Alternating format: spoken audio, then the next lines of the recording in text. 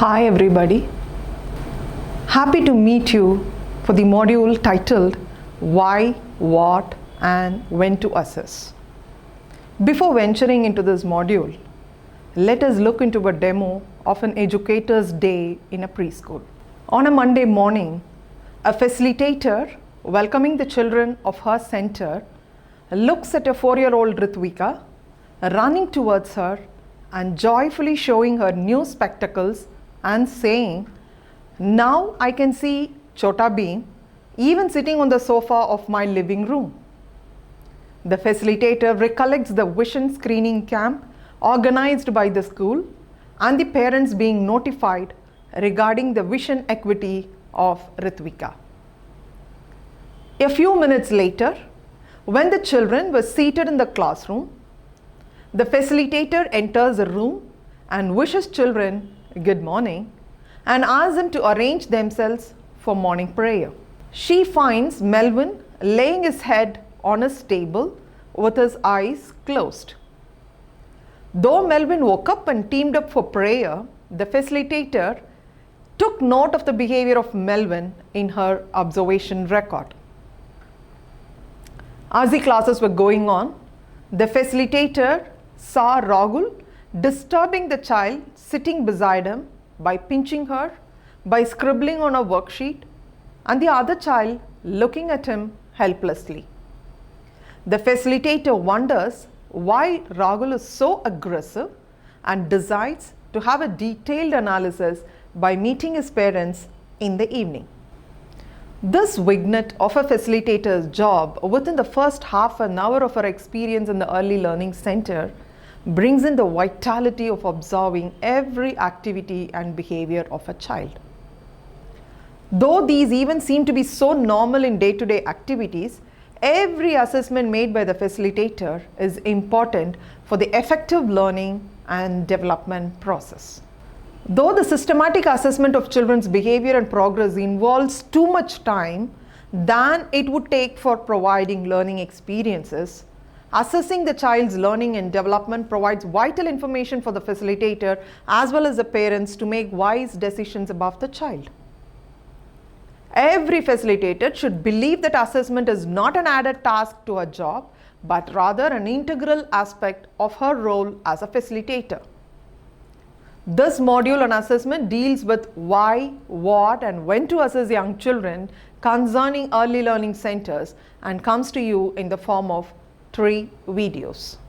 At the end of the first video, you will be able to comprehend the term assessment in ECCE, recognize the types of assessment carried out in Early Learning Center.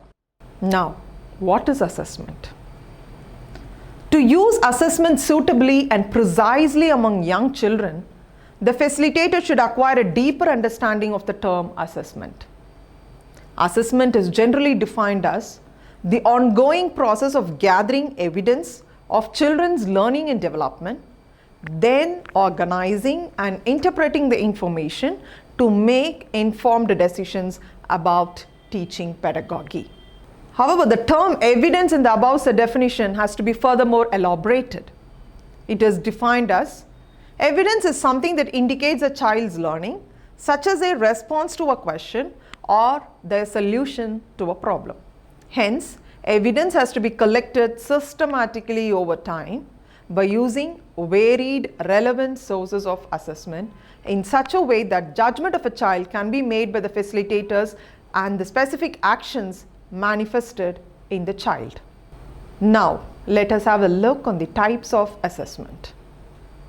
Assessment is of various types depending upon the implications of 2 different contexts of how and when it is conducted. The first and the foremost important type of assessment is formative and summative assessment. In a broader perspective, assessment is of 2 types, namely formative and summative.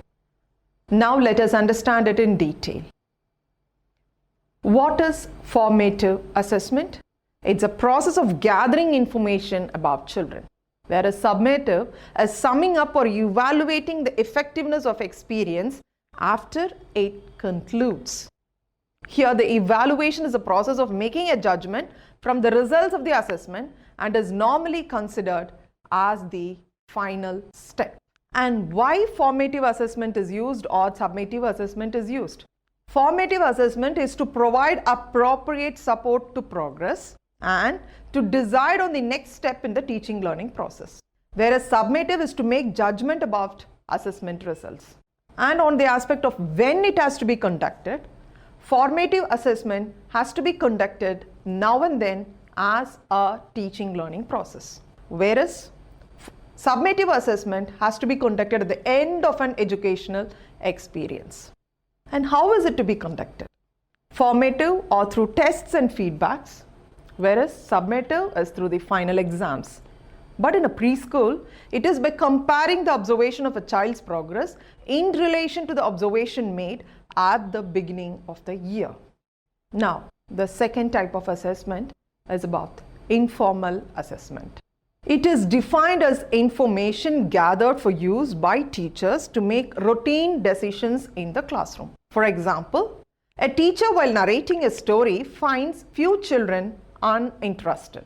This casual observation helps the teacher to change her narrating style or shift to one another activity wherein every child is involved. Then the third type of assessment is formal assessment. This sort of assessment follows a well-defined procedure with a precisely formulated tool. The formal assessment is again done in two ways. They are called as structured observation and the assessment by providing scores. This type of assessment is generally used to report the progress of the child to others authentically. The fourth assessment tool is observation. It is a most frequently used effective assessment strategy among children of early years. The observation might be informal and formal. The facilitators observe children informally in the classroom setting, maybe both indoor and outdoor, on a routine basis. Whereas formal observation is carried out by using well-defined observation tools. Also, the process of observation used both in the formative and summative assessment is of two types. One is curriculum-embedded assessment and play-based assessment. The observation procedure that is integrated into the curriculum as a routine activity rather than conducting it as a separate process is called curriculum-based assessment. For example, a teacher observing a child while writing and assess the child's difficulty in writing. The second is play-based assessment. It's the observation process being carried out during the structured or free play sessions showing the indicators of socialization and temperament of a child. Then the fifth type is performance assessment. It is otherwise referred to as authentic assessment. This assessment is made by providing an environment for the child to demonstrate a learned skill or apply the learned skill to situations. For example, if a teacher wants to assess a child's reading ability, the teacher can ask the child to read aloud and listen to it rather than giving a test. In other words, this assessment assesses a child's performance in terms of both what the child can do independently and what he can do with the help of others. For example, a facilitator can provide cues or prompts to a child to elicit a desired response. Then she can analyze the level of understanding of the child in that particular concept based on the number of cues or prompts provided to the child. Then is about the standardized assessment. This type of assessment gains importance in relation to other methods in being less biased and giving accurate objective results. Standardized assessment does not vary in its procedure and assesses the performance of similar tasks at similar conditions. However, the standardized assessment tools should have high levels of reliability and validity for effective analysis. With an understanding of the types of assessment, let us meet again in the second video of this module that explains the purposes of assessment and the assessment types to be used based on the purpose. Thank you.